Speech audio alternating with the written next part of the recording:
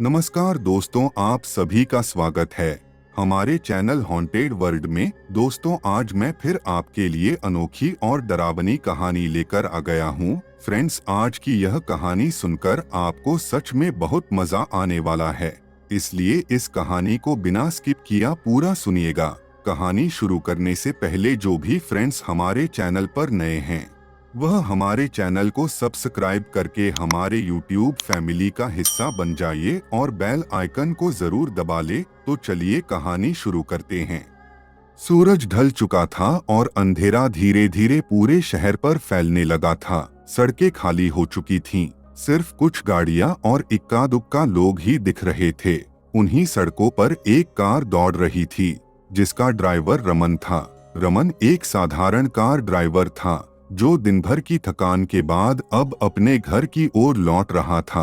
उसकी आंखों में नींद के हल्के हल्के बादल थे, परंतु मन में चिंता का बवंडर चल रहा था।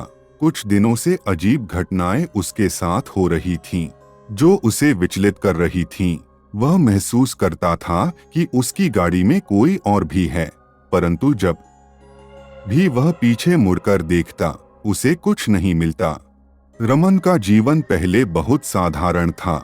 वह एक छोटे से गांव में रहता था जहां उसकी पत्नी सरिता और बेटी पलक भी उसके साथ रहते थे।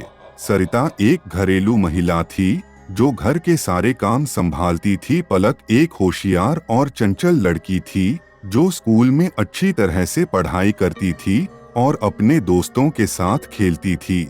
रमन का परिवार खुशहाल था और वे अपने छोटे से संसार में संतुष्ट थे। लेकिन सब कुछ बदल गया जब रमन ने शहर में ड्राइवर की नौकरी पाई। उसने यह नौकरी इसलिए स्वीकार की क्योंकि वह अपने परिवार को एक बेहतर जीवन देना चाहता था। शहर में नौकरी करना आसान नहीं था, लेकिन रमन ने मेहनत और ईमानदारी से काम किया। वह दिन रात मेहनत करता ताकि अपने परिवार को खुशी और आराम दे सके। रमन की नौकरी में कई तरह की चुनौतियां थीं। शहर की सड़कों पर गाड़ी चलाना कोई आसान काम नहीं था।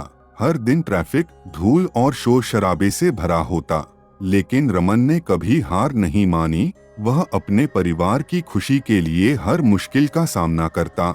रमन की यह दिनचर्या तब तक चलती रही जब तक कि उसने अपनी गाड़ी में अजीब घटनाओं को महसूस करना शुरू नहीं किया। एक रात जब वह देर से घर लौट रहा था, उसने महसूस किया कि उसकी गाड़ी का पिछला दरवाजा खुला हुआ है। उसने शीशे में देखा पर वहां कुछ नहीं था। उसने गाड़ी को रोका और पीछे देखा पर वहां कोई भी नहीं था। उसे लगा कि शायद यह उसकी थकान का असर है और उसने इस बात को नजरअंदाज कर दिया। लेकिन यह घटनाएं बार बार होने लगीं। एक दिन रमन की गाड़ी में अचानक किसी के चलने की आवाजें आने लगीं। उसने सोचा कि शायद कोई चोर उसकी गाड़ी में घुस आया है। उसने गाड़ी रोकी और चारों ओर देखा पर वहां कोई भी नहीं था। उसने यह बात अपने दोस्तों को बताई, परंतु सबने इसे उसका भ्रम समझा। रमन की चिंता बढ़ने लगी। उसने सोचा कि शायद उसकी गाड़ी में कोई तकनीकी खराबी है जिसके कारण उसे यह आवाजें सुनाई दे रही हैं। उसने गाड़ी की सर्विसिंग करवाई, परंतु कुछ भी गलत नहीं मिला। अब रमन का मन और भी विचलित होने लगा। एक रात रमन को एक अजीब कॉल आया। इस बार कॉल करने वाले ने उसे बताया कि वह उसकी गाड़ी में मारा गया था और उसकी आत्मा अब भी उस गाड़ी में बसी हुई है। रमन को यह सुनकर धक्का लगा और वह डर के मारे कांपने लगा। कॉल करने वाले ने उसे बताया कि उसकी आत्मा तब तक शांत नहीं होगी जब तक रमन उसकी कहानी नहीं सुनेगा और उसे न्याय नहीं दिलाएगा। रमन ने हिम्मत जुटाई और उस आत्मा की कहानी सुनी। आत्मा ने बताया कि वह एक साधारण व्यक्ति था जो एक दिन रमन की गाड़ी में सफर कर रहा था। कुछ गुंडों ने उसे मारकर उसकी लाश को उसी गाड़ी में फेंक दिया था। उसकी आत्मा अब भी उसी गाड़ी में बसी हुई थी और न्याय की तलाश में थी। रमन ने उसकी कहानी सुनकर उसके न्याय की कसम खाई और पुलिस के पास गया। उसने पुलिस को सारी बातें बताई और पुलिस ने जांच शुरू की। कई दिनों की मेहनत के बाद पुलिस ने उन गुंडों को गिरफ्तार किया और आत्मा को न्याय दिलाया। उस रात रमन ने फिर से अपनी गाड़ी में एक अजीब शांति महसूस की। उसे लगा जैसे उसकी गाड़ी से एक बोझ उतर गया हो। उसने महसूस किया कि वह आत्मा अब शांत हो चुकी है और उसे अब कोई डर नहीं था। रमन की गाड़ी में अब कोई अजीब घटना नहीं हो रही थी, लेकिन कुछ दिनों बाद उसे फिर से अजीब आवाजें सुनाई देने लगी। इस बार आवाजें और भी भयानक थीं। उसने महसूस किया कि उसकी गाड़ी में कोई नया आत्मा आ चुका है। इस बार यह आत्मा और भी खतरनाक थी। रमन ने यह बात अपने दोस्तों को बताई, परंतु उन्होंने इसे फिर से उसका भ्रम समझा। रमन की गाड़ी में अब अजीब घटनाएं बढ़ने लगीं। कभी उसकी गाड़ी अपने आप ही चलने लगती, कभी उसके गाड़ी के शीशे में अजीब आकृतियां दिखाई देती। एक रात जब रमन गाड़ी में सो रहा था, उसे महसूस हुआ कि कोई उसके पास आकर बैठ गया है। उसने हिम्मत जुटाई और पीछे मुड़कर देखा, पर वहां कोई नहीं था। रमन की यह स्थिति अब और भी भयावह होती जा रही थी। एक दिन जब वह अपनी गाड़ी में सफर कर रहा था, उसे महसूस हुआ कि उसकी गाड़ी की गति बढ़ती जा रही है। उसने ब्रेक लगाने की कोशिश की, परंतु ब्रेक ने काम नहीं किया। उसकी गाड़ी बेकाबू हो गई और वह मुश्किल से अपनी जान बचा पाया। उसने महसूस किया कि उसकी गाड़ी में कोई अदृश्य शक्ति है जो उसे नुकसान पहुंचाना चाहती है। रमन अब इस स्थिति से बहुत परेशान हो चुका था। उसने एक तांत्रिक से मिलने का फैसला किया जो भूत प्रेतों के बारे में जानकार था।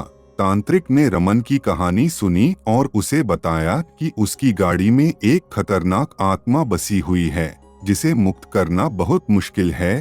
तांत्रिक ने रमन को कुछ उपाय बताए और कहा कि वह इस आत्मा को शांत करने की कोशिश करेगा। तांत्रिक ने गाड़ी में कुछ तांत्रिक अनुष्ठान किए और आत्मा से बात करने की कोशिश की। तांत्रिक ने बताया कि यह आत्मा एक बदला चाहती है और जब तक उसे उसका बदला नहीं मिलेगा वह शांत नहीं होगी।